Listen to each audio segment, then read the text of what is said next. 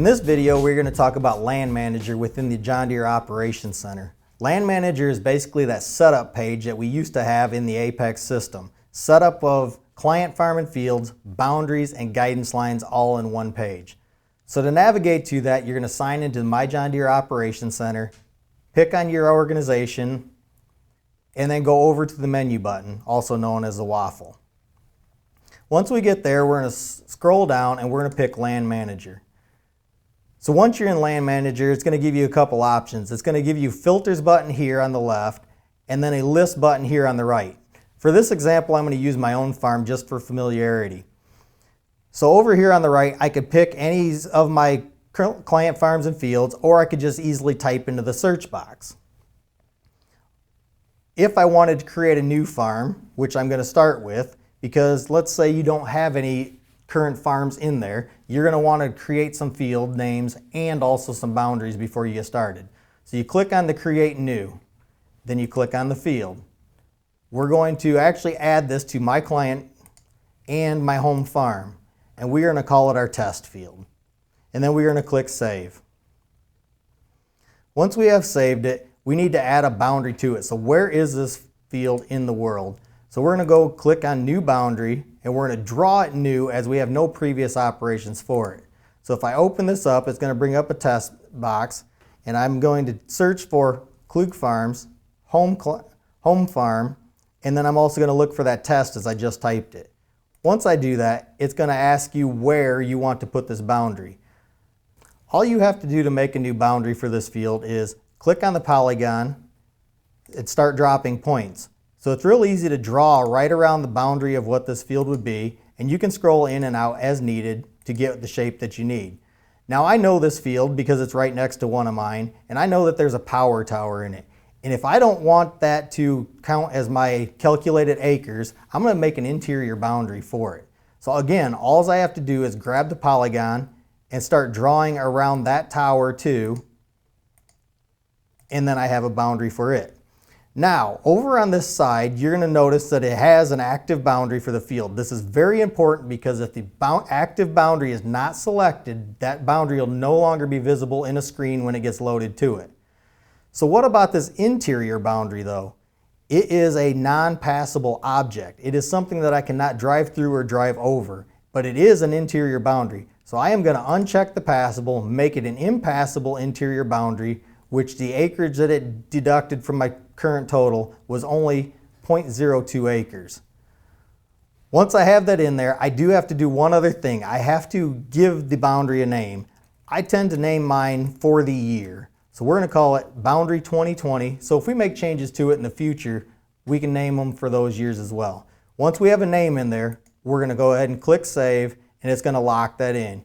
Now you see your exterior boundary, you see your interior boundary, that field has been created. So what about our editing features in here? What about if I wanted to edit something that I've already got going on?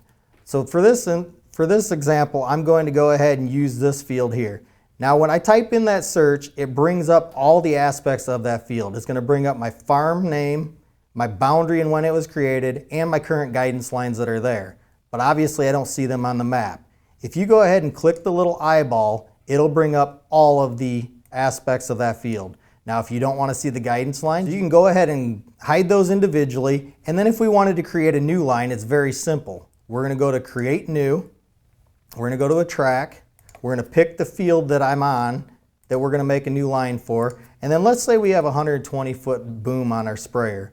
So we're going to go ahead and click Next, and then it's just a matter of dropping our points where we want them to be. So the first thing I'm going to do is drop a point, and then I'm going to drop a point at the other end.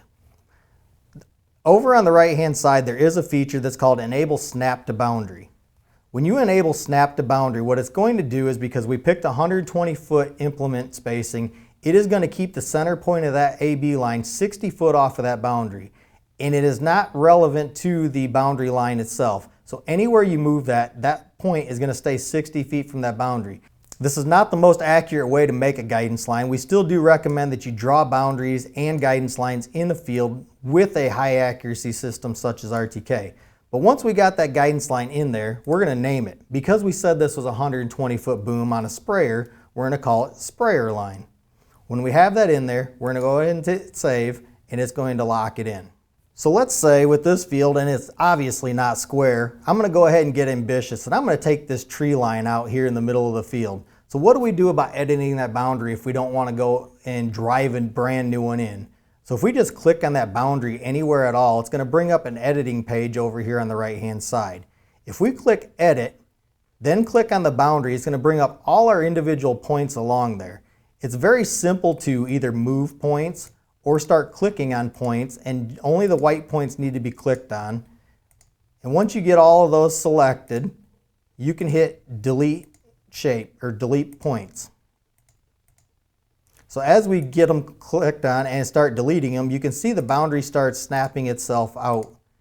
And if we get them all out of there like that, or be able to drag the point, now I've got a new shape. So I'm going to re-edit this, and I'm going to call it, now it's not made in 2010, it's made in 2020. Go ahead and save that, and it's going to lock that in as your current boundary, and we know that it's active right here on the right hand side.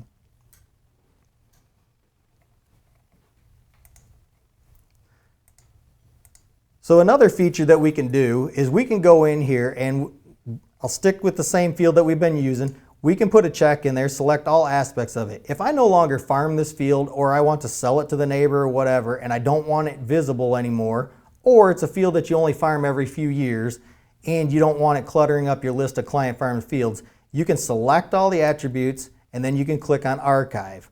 What archive does is it retires it to a file that you can go back and retrieve it later, unless you actually go into that file and delete it completely out of there. The last part I want to touch on is the export function. So if you have an ASP or other persons that need to know the boundary, what the field looks like, the area of it, or even what your guidance lines, latitude and longitude and heading direction are, you can go ahead and select the aspects of a field and click on export. Now it's going to export the field, the boundary, the guidance lines, and any flags that may be included into that. You can do this via an Excel file or a PDF. And just for an example, we're going to go ahead and do a PDF. List boundaries and shapes. Yep, we want to do that. So when you click on export, it's going to give you a nice little printout page of what that field looks like that you can hand over to whoever's requesting that information and the guidance lines that go along with that field.